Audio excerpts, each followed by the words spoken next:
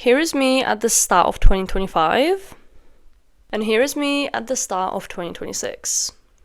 As you can see, I've lost quite a bit of weight. I lost 30 kg from the weight gain that I did gain through a sitting job, eating my anxiety away. And I tried many diets, I tried many routines, I tried so many things, but nothing ever worked. But all of that changed when I introduced myself to soft discipline, and I'm gonna tell you everything about it now. Just a disclaimer, I am not a dietitian, I am not a personal trainer, I am not qualified to give you advice, so do not treat this video, and this video is not a professional advice when it comes to health, dieting, or workouts, or anything of that sort. It is just me personally sharing my experience and what worked for me, but my body is different, my health is different, my limits are different to you, so don't take it as something that will 100% work for you. And also, because this is not focused on my workouts, I am not going to be talking about my calorie deficits or my workout routines or anything of that sort. It is more towards mindset shifts and kind of how you should be acting and feeling when going into weight loss journey. So if you're looking for professional advice, please seek it from qualified trainers and people that actually know exactly what they are doing, and they can really help you and personalize that advice to you. So first, let's just address the background and the reason why things didn't work, because I tried some really good routines, I tried some really good diets, I tried a lot of things, but nothing ever worked. And it's not because the routine or the method was bad, it's because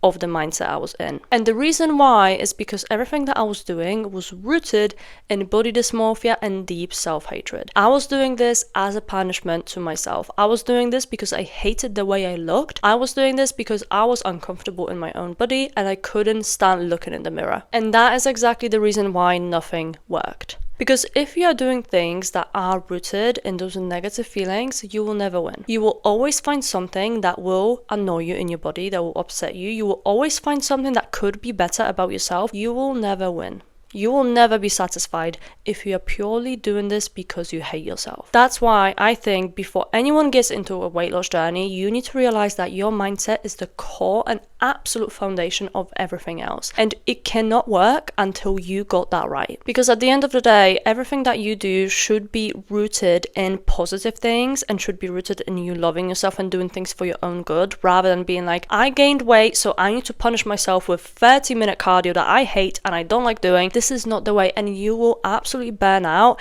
And actually, you might even get into worse situations, especially when it comes to your health, if you keep going that way. So now that we got that out of the way, and hopefully you understand that this is the core of everything, let's talk about mindset shifts that helped me a ton in order to actually lose 30 kg and feel good and not feel restricted and actually love myself. So number one, I think is quite logical. I changed my reasoning. I decided to do this not because I tried to punish myself, but because I wanted to feel good. I wanted my body to feel healthy. I wanted to clean my body. I wanted to clean my gut. I wanted to build stamina. I wanted to be able to run. I wanted to be able to deal with my disability a little bit better. I wanted to make sure that my body feels good and that I feel healthy. I also understood that moving my body is absolutely amazing for my mental health and my overall well-being, and that was the core reason why. I just wanted to feel good and feel happy, and I knew that through moving my body, that's something that I'm gonna achieve. Number two, I introduced habits and routines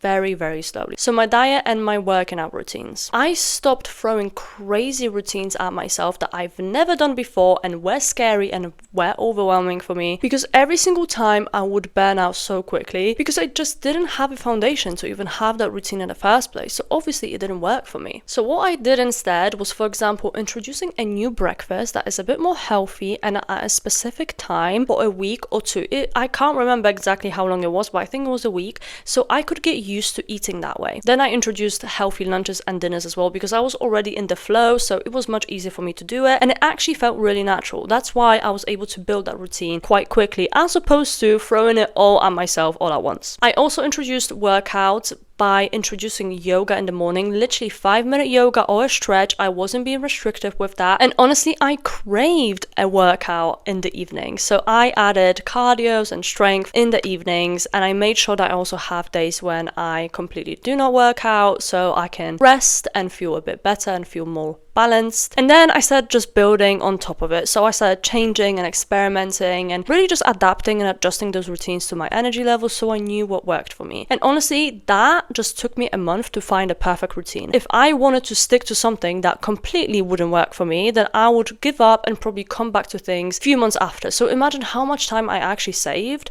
through introducing things slowly. Number 3, I made walking priority and started romanticizing it. So for example, instead of taking a bus somewhere, I would walk. And I was doing it because I just felt like it's a nice thing to do. And I would walk through areas that were really aesthetic, and I would listen to a podcast or music, something that made me feel like a main character. I would dress nicely for the occasion, and literally getting 10,000 steps in was actually easy. Like, it became really easy and natural. It just felt so aesthetic and just so nice. Like, it didn't feel like a chore. It didn't feel like something that I had to do, you know? So I wasn't avoiding it. I was actually looking forward to it. Number 4, I used 80-20 rule when it comes to eating. So I didn't restrict myself completely, because this is what I did at the start. I would restrict myself from sweets, and I have the biggest sweet tooth ever. But when I cut everything out all at once, just went cold turkey on everything, I just felt so, I don't even know how to explain it, but I just felt terrible. Like, it just didn't feel good for me. It wasn't sustainable. For some people it is, for me it wasn't, and that's why it didn't work. So I had to do it slowly and make sure that I actually have some sweets in the week. So I would actually still have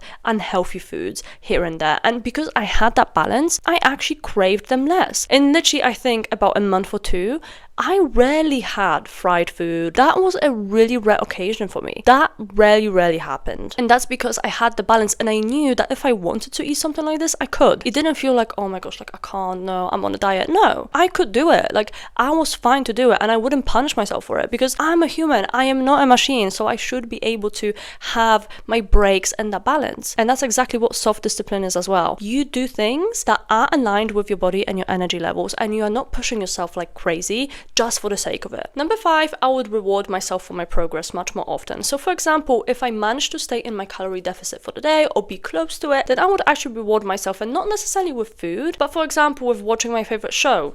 That's a hint. Or for example, going to sleep a little bit later, or maybe buying myself a new book, or maybe buying myself a new makeup. Whatever it was, I would just allow myself to reward myself that way, because it just felt much more like an accomplishment, and it just felt like something positive. So all of the stuff that I was doing in terms of my diet and my workouts was tied to a positive experience, and therefore I was excited to do it. And I wasn't even actually looking for those rewards specifically. I just knew that this is something happy, and that's something that I personally like. And lastly, on days where I felt like I just didn't want to get out of bed, or I was on my period and I was cramping, or I was ill, or whatever it might have been, I just allowed myself to stay in and completely drop the routine, not track my calories, not work out if I didn't feel like it, because I just knew that if I need that, if my body tells me that I need a break, I will give it a break, because I am not a machine, I am not a robot, and I need and I deserve balance. I deserve to have a day where I completely do nothing, and I think it's such a healthy thing to do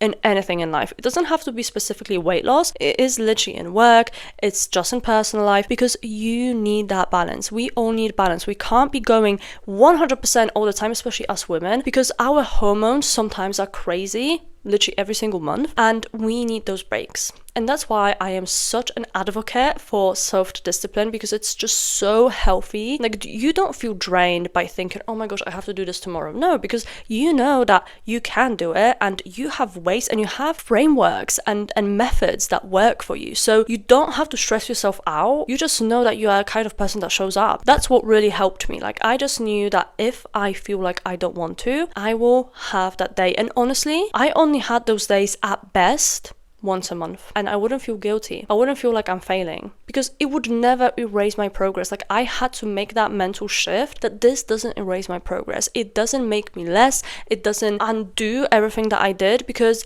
it's just simply me taking care of myself. And we need that. As women, we really need that, because our hormones, like I said, they are crazy. They go up and down all the time, and we need that break. We need to give our bodies grace and rest. So all in all, if you are starting your weight loss journey, me, please, please, please do it from a happy place. Please don't do it from a place of self-hatred, because trust me, it is very easy to fall into EDs and all the other things that are very dangerous for you, but it's very, very hard to get out of them, and you don't want that. Please stay healthy, and if you're struggling with your body image, body dysmorphia, or anything like that, please make sure that you speak to someone. Seek therapy, speak to a friend, speak to someone that you trust. I will also link some contacts in the description box below if you are struggling with mental health, so you can reach out to them. But make sure that you focus on self-love first, because ultimately everything that you do that comes from self-love and happy place is ultimately the best thing, and it always works out because you do it from a positive,